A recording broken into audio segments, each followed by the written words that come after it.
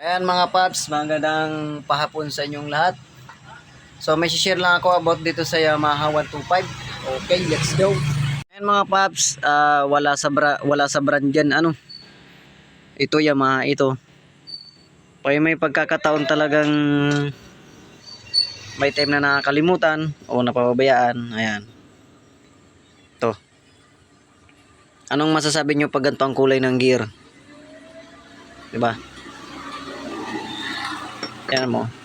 Ayan o. Dalawa lang yan o bihira gamitin, naka-stock, natuyuan. Kasi may kalawang siya eh. Oh.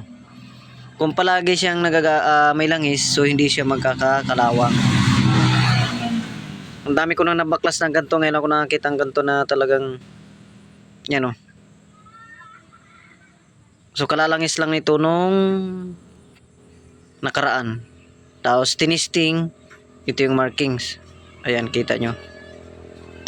So, ibig sabihin na stock to na matagal or wala na mismong langis. Ayan o, nagamit ng konti ng langis. May tama na, may sugat na o. Ayan, ang mangyayari, papalitan na natin ng bago. Pati yung bearing nya may sabit na rin. May part na matigas. May hukay o umaalon or sumasabit. Ayan o. Yung iba naman ay okay pa to. Ito lang isa. Sa kabila naman okay pa dito. Ayan dito. Ayan. Okay pa siya. Itong isa, medyo may konti. Ayan, okay pa. So ang tunog niya ay parang may sumasabit na pino. Ayan. Nung pagbaklas natin, itong nangyari. Wala naman siyang damage, wala naman siyang crack or ano man, bearing lang.